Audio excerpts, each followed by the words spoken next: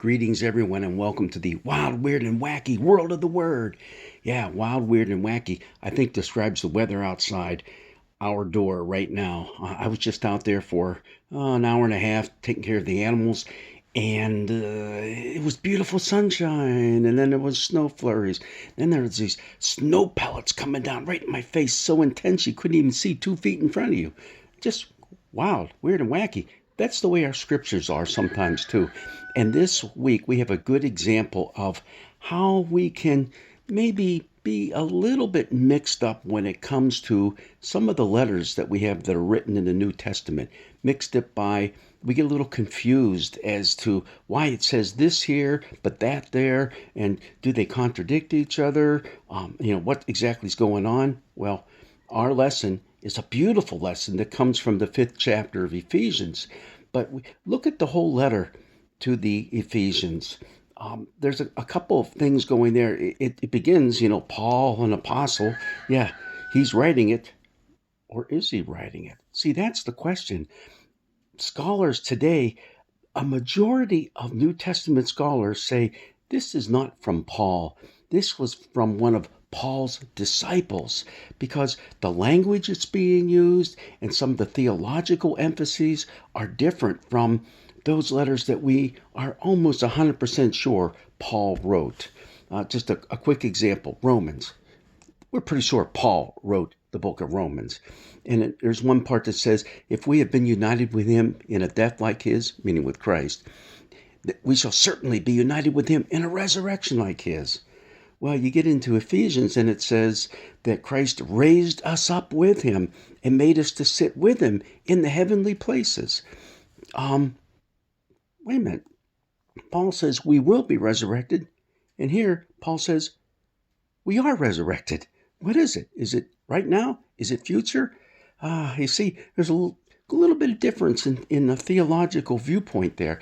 And there's stuff like that all over the place when it comes to this letter to the Ephesians. Now, there's other things that point to the fact that we don't even know who the letter was really written to. Was it written to the Ephesians? Because the earliest manuscripts, the oldest ones that we have that contain the letter to the Ephesians, don't say to the Ephesians. It makes no mention of Ephesus. Isn't that interesting?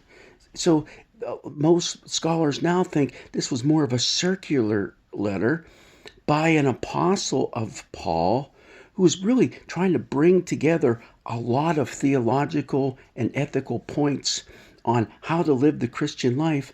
And it was a letter that was being circulated to a lot of different churches, which also seems to tell us that, hey, the church is becoming a little more organized, the Church of Christ.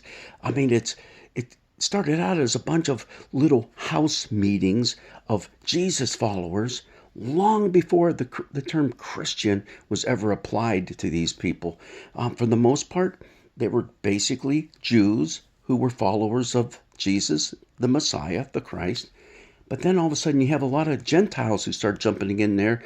Gentiles meaning non-Jewish people who come to believe that Jesus is the way, the truth, and the life.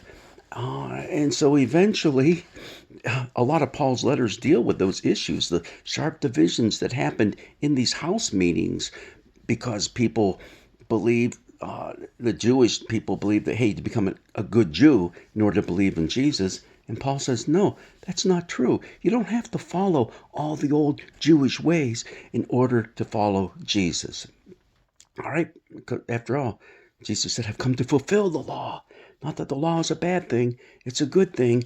And go ahead and keep on following it, but also put your faith, hope, and trust in me. In me. I've come to lift up that law to a new level.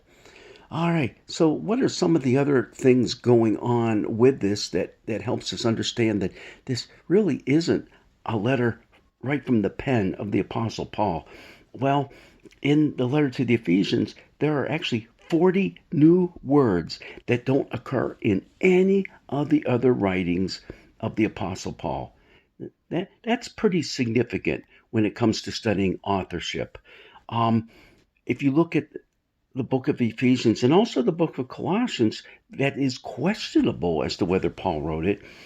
The word for reconcile is different from that same word that we translate into English in all the other books of the New Testament. Interesting. Um, it looks like whoever wrote this letter to the Ephesians copied a lot of the letter to the Colossians. Ephesians has 155 verses. I'm looking at my cheat sheet here. 73 of them are almost verbatim from the book of Colossians. A lot of the key ideas that you find in the book of Ephesians, such as wisdom, mystery, word of truth, gospel of salvation, saints of God, you find those really heavily emphasized in the book of Colossians. Um, a lot of the metaphors that Paul uses in his other letters are changed and used in a different context in a different way when you get to the book of Ephesians. And also, there's a lot of hints that this is a later letter that was written after Paul's death by one of his followers, one of his disciples, especially when it comes to talking about the body of Christ and the church. It seems to be a lot more organized at this point. And remember, the Apostle Paul died before the temple was destroyed by the Romans in 70 AD. He was no longer on the scene. So for Paul, worship still centered in the temple in Jerusalem. Paul probably was still making sacrifices in the temple. He was a good Jew. He just said, hey, those of you who come to believe in Jesus, you don't need to follow all the regulations that were laid out for us Jews, but you're grafted into the family, so hey, if you want to be a part of it, feel free.